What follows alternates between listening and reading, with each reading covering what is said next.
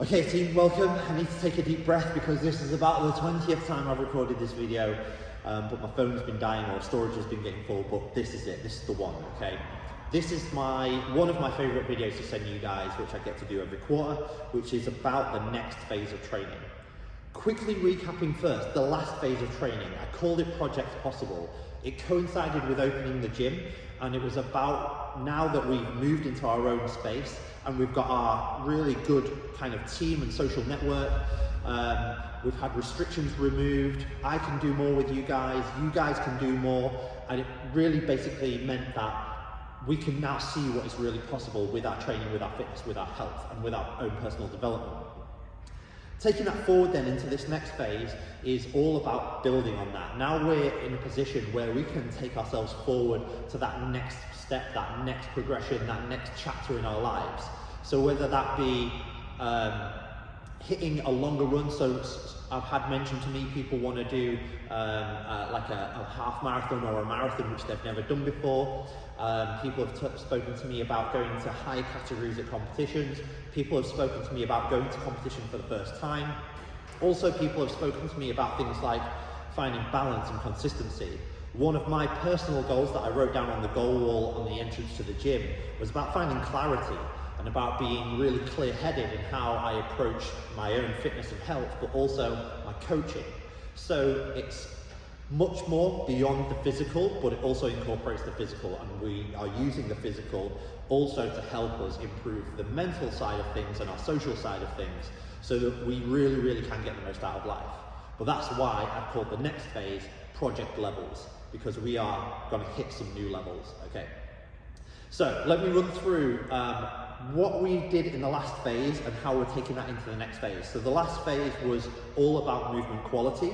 So we went into end ranges of motion, we were controlling things a little bit better, and then as we progressed through the blocks in the last phase, we added more volume to that. So we kind of built capacity in strength related movements. We did a little bit of bodybuilding type work, so we were building a little bit more capacity with that, because when we have a slightly greater muscle volume, it means we have more that we can exert, and we have more capacity to exert. But we're going to continue that a little bit, and I'll explain what we're going to do in the next phase. So here we go. We've got 3 key performance indicators that we're going to be working on. One of those is going to be maximal strength and power. So we are looking at 1 rep maxes. Now in the last phase, we didn't do anything towards the upper end of kind of like maximal output. So it might have felt potentially like we haven't hit any PBs or 1 rep maxes or exerted ourselves maximally in a little while, but that's okay. We've laid the foundations to be able to do that in this next phase of training. We're also going to be looking at physical conditioning, so body composition type work, obviously very slowly but surely. We are moving towards spring and summer. So one of the things that we are obviously going to be conscious and aware of is our body composition. Now the benefit of working on our body compositions a little bit is that, like I say, it gives us the capacity to be able to maximally exert. It also means that when we go on holidays or to weddings, or we're just doing training and it's hotter, so we take our tops off and things like that, we feel pretty good and pretty confident in doing that. Now it's not the be all and end all, but it is part of health and performance, because when we're stronger and when we have that physical conditioning, and that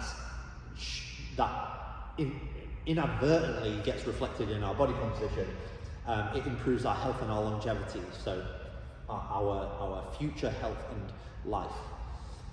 Same with our VO2 max, super good for your health, but also great for performance, and means that we can exert ourselves more in training sessions. And again, one of the things that I'm always talking about is not just progressing from A to B, but the rate at which we're progressing from A to B.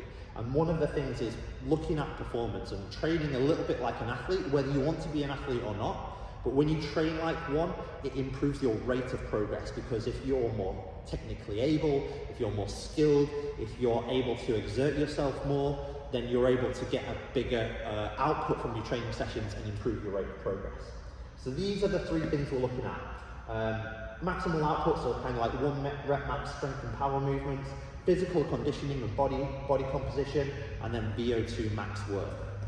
In the last phase, this was more towards aerobic capacity, so we're increasing the intensity here. But all of this is keeping in mind health. So one of the things that I hate is this idea of kind of, ending up with a really good physique, but feeling absolutely crap as a result of it, because you've drained yourself, you've not nourished right, you've not looked after yourself, all you've done is starve yourself to death, you feel like shit, you look like shit, but you're skinny. And that's not what we want. We want to actually be healthy. So we want to go into summer, and if we are looking at our body composition, we don't just want to look great, but we want to feel great as well. It's super, super important. And that has a massive positive impact on our health in a lot of ways.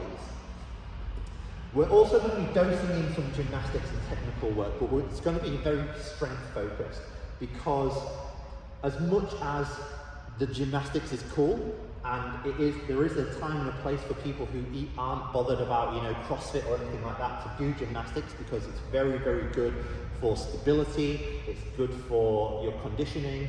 If you think of somebody who's very good at calisthenics and they're doing all bodyweight gymnastics movements, they typically have a really good strength to weight ratio, they're very able to control their bodies, and they have great body composition as well. So there is a time and a place for people to do gymnastics type work, even if they're not bothered about the CrossFit type workouts, that's fine.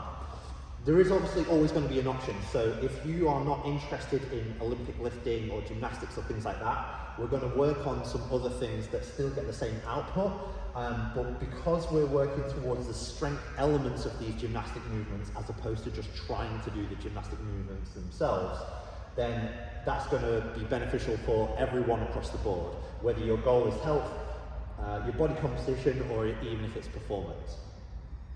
But as always, and as we do at the moment, there's going to be options here, and we're going to cleverly work our way into those movements as and when it's dosed in.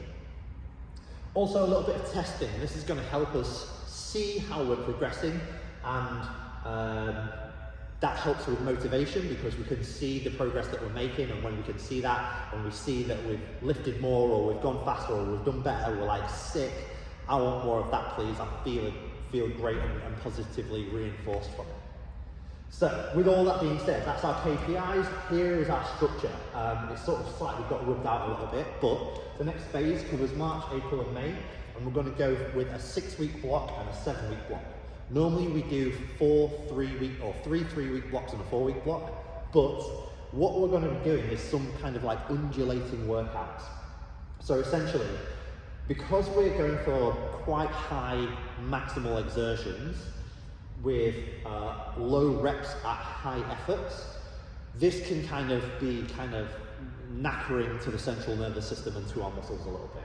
So I'm going to program in a way that gives different movement patterns and different muscle groups little breaks from week to week. So we end up having this undulating intensity where one week the intensity goes up, then we get a little bit of a breather as we move to a different movement pattern, and then we come back to it, then we get that breather again, then we move, and that intensity creeps up, but it undulates. That gives us a chance to progressively continue to overload, but without it being overtraining. And then once we've completed that first block, we'll have a testing week, and we'll get to see where we're at before we repeat the process, starting with a bit of a drop in intensity again, but following that undulating pattern to a higher peak than we finished off in the first block. And we'll have another testing week at the end of that second block, which we can compare to the first. So this allows us a couple of real good advantages. One is that we see those progressions. 2 is that it keeps the training a little bit more varied. But 3, you still get that repeatability. And essentially, you are having a 3-week block and a 3-week block, but interwoven together to create a 6-week block or a 7-week block. That's not repetitive, but you do get repetition in there. I don't know if I'm explaining this very well, but you do get repetition in there. So it's going to be a really cool way of training going forwards. So we're looking at starting off with new structures and new workout layouts, and we'll get to grips with that before we start increasing the output of those. And then when we get to the first block, we can test it and see where we're at and what we've achieved. So in the last phase, we've built capacity. In the next phase, we're going to go for maximal outputs. And then once we've combined them together, we'll test. Then we'll move into progressing the movements and the intent that we've been working on. So we'll see a progression in and a slight change in what we're doing. maybe technically more advanced or more demanding workouts, but with that reduction in intensity, so we're able to cope with it. And by the time we get through to the end, we'll retest, we'll intensify the workouts and push our limits before we get to that second testing week and we see some awesome results, hopefully. Mega exciting, I think. I know it's maybe a little bit nerdy and it's potentially stuff that you guys don't, or other people with other trainers don't normally get to see, probably because 9 times out of 10 other trainers don't do this.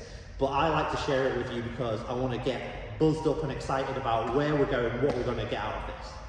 Now, one last final caveat to all of this.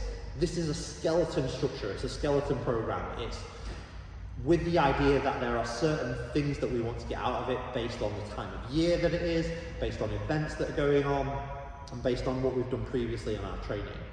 But we need to make sure that we are still staying specific to you, which means that this is just a bit of a plan, like pencil to paper. What we do in sessions with you and how you approach your training is going to be more specific to you, and that means adapting where it's relevant, choosing appropriate intensities and loads, and even completely changing how we're approaching certain parts of certain workouts to make sure that it's right for what you're trying to achieve. So this is going to be our skeleton program to follow, but we will customize for you. That's it. Hopefully that gets you a little bit hyped up.